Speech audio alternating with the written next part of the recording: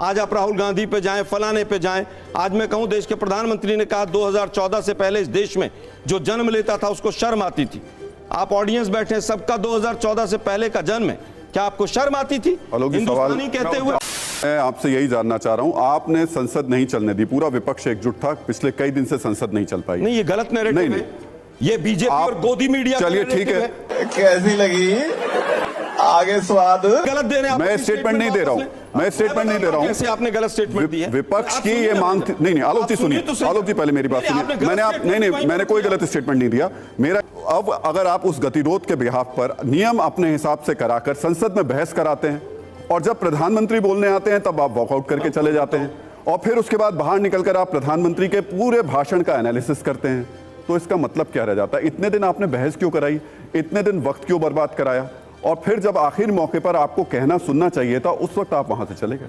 ठीक है, समझ गया। देखिए, मुझे लगता है गोदी मीडिया के कुछ लोगों को, साथियों को यही नहीं पता है कि संसद में वॉकआउट भी अपना विरोध का एक तरीका होता है, क्योंकि बीजेपी की भाषा बोलते बोलते 8-9 साल हो गए कुछ लोगों को। पूछना चाहते हैं, सुषमा स्वराज जी और अरुण जेटली जी ने कहा था कि संसद को चलाना सत्ता पक्ष का काम है। सत्ता पक्ष में 303 सांसद हैं। आप रूस और यूक्रेन का युद्ध रुकवा सकते हैं, लेकिन अपने मणिपुर के हथियारों को नहीं बचा सकते। आप लोग कहते हैं कि विपक्ष ने ऐसा कर दिया, विपक्ष ने। अरे भाई 301 मिनट रुकिए। मीडिया को गाली दे देने से ना, नहीं दे रहा मैं, नहीं, आप अपनी कमजोरी नहीं छिपा सकते। अरे भाई, कमजोरी किसकी? आलोक जी, अरे भाई तर्क के आधार पे आइए, तर्क पे आइए आलोक जी। तर्क पे तो आ रहा हूं। मैं आपसे बड़े लॉजिकल बात कर रहा हूं। आप गोदी मीडिया, रोगी मीडिया, भोगी मीडिया करेंगे तो काम नहीं चल पाएगा। बात मेरा कहना सीधा यह है, मुझे रोकना पड़ा। नहीं, कोई स्टेटमेंट गलत नहीं था, बिल्कुल गलत था। क्या संसद में गतिरोध नहीं हुआ इस बात को लेकर के? भाई गतिरोध हुआ है, विपक्ष ने किया, ये आप तय करने वाले। अरे तो आप जब इस बात को लेकर मांग पे अड़े हुए हैं कि हम जब तक ये नहीं होगा तब तक पर नहीं अड़ सकता, तो आपका क्या? आलोक जी, हुई ना बहस? सुनिए ना जरा, बहस हुई ना, सुनिए ना। बहस कब हुई? कितने दिन? 3 दिन बहस नहीं चली। कितने दिन बाद हुई? 3 दिन बहस नहीं चली। कितने दिन बाद हुई? 3 दिन बहस नहीं चली। आप दिन गिन के बताइए आलोक जी। 3 दिन बहस चली ना। छोड़ दीजिए, आप लोगों ने अपना वजन जितना गिरा लिया है वो पूरा देश देखिए। ऐसा है, अगर आप इस पर आएंगे आलोक जी तो फिर वो गलत हो जाएगा। आप अगर गलत नहीं, तो मुझे रोकना। आप अपने हिसाब से सही गलत तय नहीं करेंगे ना, आप जज नहीं है ना। कैसे कर लेंगे? आप जज नहीं है ना। कैसे कर लेंगे? आप जज हैं, मीडिया जज है। नहीं, जज क्या है? हम तो तस्वीर दिखाएंगे ना, आईना दिखाएंगे ना। आईना हम भी दिखाएंगे। सुनिए जरा मेरी बात। मुझे मैंने सुन लिया आपकी बात। नहीं, मुझे आपको जो आऊंगा नहीं बुलाना था तो मत बुलाता। आलोक जी, मैं आ रहा हूँ। मैं क्या आ रहा हूँ आपके पास। आपको अगर एक तरफा नैरेटिव चलाना, चलाइए। कर ली बात आपसे, आ रहा हूँ मैं आपके पास में। एक तरफा नहीं चला रहा आपकी बात। तरफा चला रहे हैं? नहीं चला रहा। सुन लीजिए।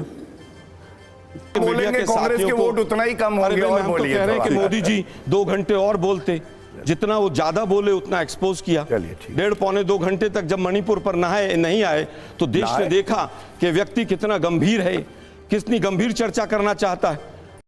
मुझे क्रेडिट नहीं चाहिए, लेकिन सवाल यह है कि ऐसी भाषाओं का इस्तेमाल क्यों हुआ?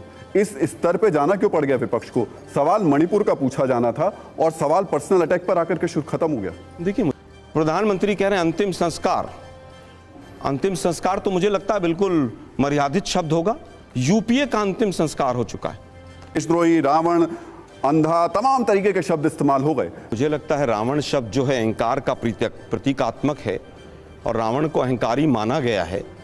उसी संदर्भ में रावण कहा गया है और अहंकार इस बात से झलकता है कि देश के प्रधानमंत्री को देश के प्रधानमंत्री की तरह बात करनी चाहिए थी, बीजेपी के प्रचार मंत्री की तरह नहीं करनी चाहिए। हिपोक्रेसी की भी सीमा होती है। मुझे इंडिया के जितने नेताओं ने इस बहस में हिस्सा लिया, एक आदमी बताइए जिसने आप में से किस नेता ने देश में सरकार को, प्रधानमंत्री को संसद में यह सलाह दी कि मणिपुर की समस्या का यह हल निकलना चाहिए, बजाय इसके कि लेकिन किसी एक नेता ने यह बताया कि मणिपुर की समस्या का समाधान कैसे होना चाहिए? रुको जरा, सब्र करो।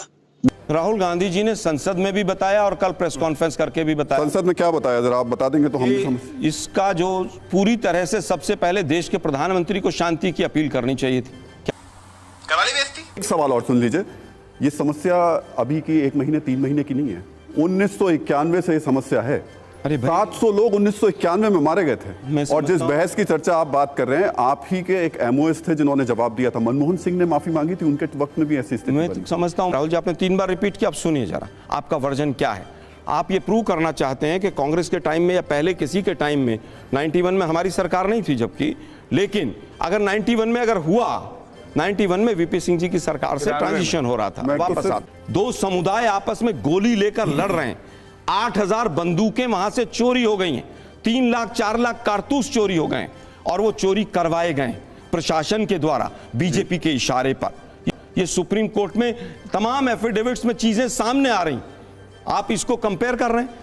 इसीलिए आपको कहा जाता है कि आप जब सवाल पूछते हैं तो कम से कम देखिए कि आप सवाल क्या पूछ रहे हैं। अगर एजेंडा लेके बैठेंगे तो मुझे बोलना पड़ेगा ना। नहीं। आप एक मिनट सुनिए जरा, आपको आप सुनना नहीं चाहते ना, आपका चेहरा बता। अच्छा, आप 30 सेकंड आपके पास है, बताइए। देखिए कैसा चेहरा तमतमाया। नहीं, मेरा नहीं तमतमाया, आलोक जी परेशान आप हो जाते हैं। मैं परेशान नहीं, आप अचानक परेशान हो जाते हैं। शांति से खड़ा हूं, मैं तो सुन रहा हूं। चलिए बताइए। गौरव जी ने इतना लंबा लेक्चर दिया, 30 सेकंड। अच्छा, टाइम कम है मेरे पास, 30 सेकंड में आप बता दीजिए क्या समाधान। बीच बीच में राहुल जी ने कितना मुझे रोका, आप लोगों ने देखा हो। मुझे अपने घर जाना है। ना मैं ये कहूंगा आप मैं रिक्वेस्ट करूंगा, जल्दी मेरा काम है रिक्वेस्ट करना। गौरव जी जल्दी से पूरा टाइम मिलना चाहिए। गौरव जी जल्दी दूसरी बड़ी बात जो बता दी जा रही है